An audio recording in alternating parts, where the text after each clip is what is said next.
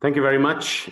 My name is Saad Bashir. I'm the CTO for the city of Seattle, and I welcome you all for this particular session as part of the Momentum event that Reuters event is putting together. I want to give a shout out to folks from Reuters event for bringing this session together and for me having an opportunity to be face to face with both Will Grannis from Google as well as Jeff Wong from Ernst & Young. Really good to have both of you. I saw both of your presentations. Thank you for putting the time to put that together. Um, one of the producers, Stefan, mentioned to me that there are about 1,100 people that have tuned in for this session. So, and apparently they're from all over the world. So good morning, and whichever part of the day you are in right now. I'm going to go right into the questions because we only have 15 minutes. And I'll start with you, Will. When I was looking at your presentation, something that struck me was that you probably get requests from all over the world to participate in troubleshooting various client issues. And then as you select one, then you also have to figure out what is the best solution to offer to that client. Can you share with us, how do you and your team go about just through that decision-making process? What is that secret sauce, and just share that for our benefit? Sure. Thanks, Saad, for the question, and it's great to be here with you and Jeff.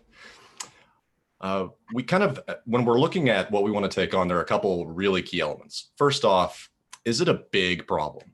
Is this problem going to be material to the company that we're working with?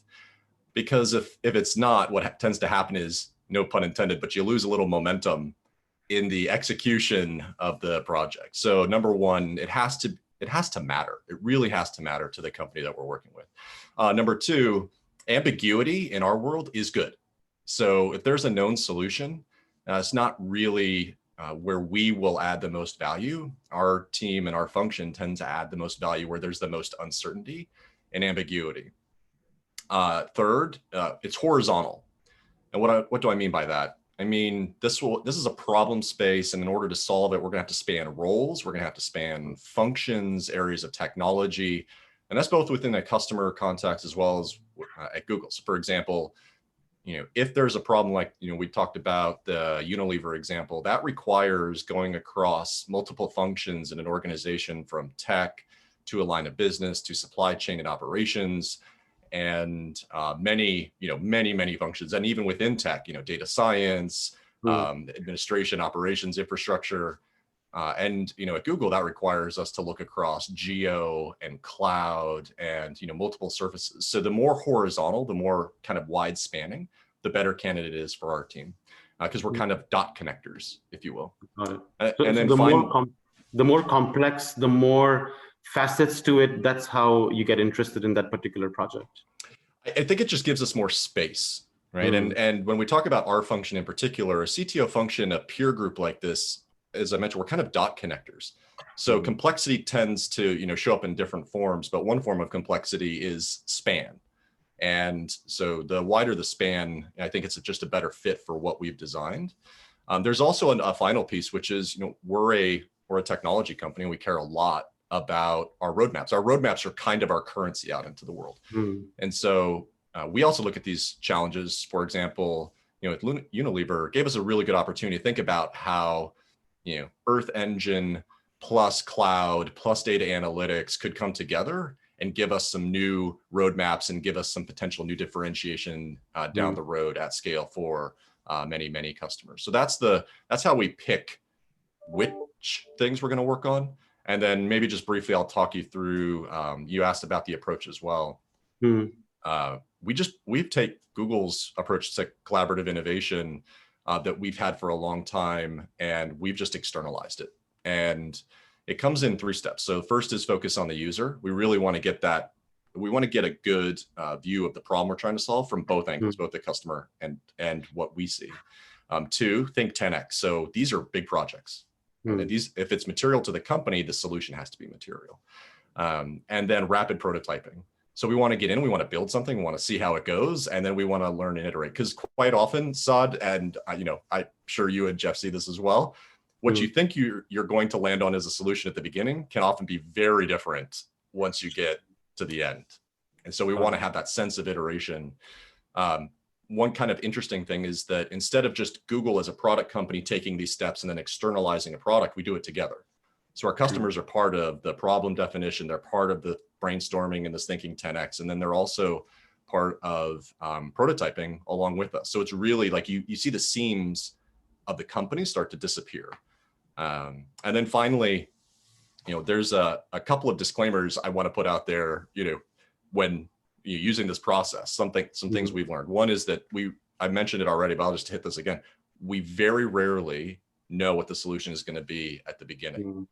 And in fact, a lot of what we have to do is pull back from the assumptions of what we think the solution is going to be. We have to keep people away from problem solving too early, right? And then a diverse team of people perspectives is the only way to solve really ambiguous, multifaceted, horizontal problems. And so we spend a lot of time, and I personally, as the leader, spend a big part of my time on who's in the team, what's their background, because we have to cover a lot of dimensionality, and it's hard to predict where a breakthrough is going to come.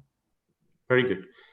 That's great, Will. Thank you. And Jeff, a totally different topic, but as you know, diversity and inclusion has taken such a front stage in 2020. And I know companies like yourselves have been on this topic for a long time, even before 2020. Could you give us a couple of examples on how you're driving innovation with D&I principles in mind? Oh, absolutely, Saad. And I was just actually reflecting on, Will, what you were saying. It's interesting, you talked a bunch about sort of innovation in there, right? Focus on the customer, think 10x, so a nice theme. And then also the diversity, not just the end of what you said, but sort of in the middle, which was around how you have to pull from so many different parts of the organization to solve complex problems. And that's exactly, Saad, what we're seeing here as well. In order to solve the big complex problems of today, you have to have diversity. Diversity from where teams come from, where the individuals come from, diversity in their profile. And that's the only way you can think in new and interesting ways to solve the complex problems of today. So here, as you said, here at EY, we've been focused on D&I for a long time. And so in each one of our leadership groups, or as I'll broaden out, decision-making bodies, so not just the leadership groups, but the committees, there are metrics and parts of the process where we go through and we understand how diverse is this group in the sort of obvious, more visible ways, and the less obvious background or things that aren't physically obvious ways. And we make sure that through each committee, through each leadership body, that we have diversity as a part of how we form these teams. And I'll say we are as diverse as we've ever been in terms of these leadership and decision-making bodies, but we are still on the pathway to getting to where we want to be. And I think that a lot of the organizations that have been focused on this for a while, and Will, it sounds like your team has been focused on it a while, I'd say almost everybody says that, right? I don't know of anybody who's at the end state. We're all on the pathway, but what I love is the focus and intent around it. But to extend it a bit beyond that, actually, a few years ago, it's interesting, in Philadelphia, we started a neurodiverse center of excellence. And what we recognized is actually we needed more talent when it comes to data and analytics, artificial intelligence, all the math and cryptography that happened around it. And one amazing, really underrepresented group is a neurodiverse group. The CDC, as one statistic says, that 85% of folks on the autism spectrum are unemployed or underemployed. So it's this really, really wonderful, powerful talent. And if you're intentional about how you focus on this talent and how you bring them in a way that the organization can embrace this talent, you can really have great business outcomes while, again, doing the right thing. So now we have about 120 of these individuals across 8 centers of excellence around the US. And they've really had an impact, a business side impact, revenue, margin, all the normal metrics you have, but they also helped us rethink some of our training, delivered a lot of our artificial intelligence platforms. So it's really just one of those great ways that we've extended sort of beyond, I think, the traditional definitions and made an effort. But again, Saad, as I said in my remarks earlier this morning, it was a way we could do the right thing, but do the right thing for our business at the same time. Got it. Thank you very much, Jeff. And so I'm going to give both of you a challenge, which is a lot more difficult than any of the professional challenges at work, which is I'm going to get to 2 more questions in the next 4 minutes. And so, so I'm going to go back to you, Will. And there are many companies who look at what you are doing at Google, and they're thinking, you know what? Why can't we have our own Will, Grannis, and our own office of the CTO? And what's so special about Will and his team? And so that might be a valid question. Any advice on how one goes about creating a little similar kind of an innovation center that you have going on in Google? Sure. So first, and this what's interesting, Saad, is that other companies over the course of the last 5 years since building this have actually built their own, and I've helped advise. So this is actually a real thing, and which I think is really cool and wild. So first, I think clarifying the mission is critical. What are you setting out to do? And I wouldn't recommend necessarily exactly copying what we do and the mission that we have, because it's very specific. If you think back 5 years, what we had to do as Google is we wanted to create a stronger bridge to enterprise customers, large organizations. We had a rich legacy of consumer products and platforms. And so our mission was really tilted in the direction that our business needed. So absolutely the most important thing is to clarify the mission right up front. I would say start small and stay small. There's a really big pull when you start to see these things working. What do we all do as leaders? Like, we want to feed it, right? They make it bigger and keep going. And one of the things we found at Google, and I found personally, building a lot of things over a long period of time, is that small teams composed really well and mission focused can get a lot done. So, almost treat it like a product, learn, iterate, stay small. Couple last things. 1, sponsorship. 3, sponsorship is super important for us. And I would say that, knowing that our team, our CEO has our back, right? We have to earn it, and we have to make progress, and we have to, do the things we're supposed to do. But that sponsorship has been really, really critical.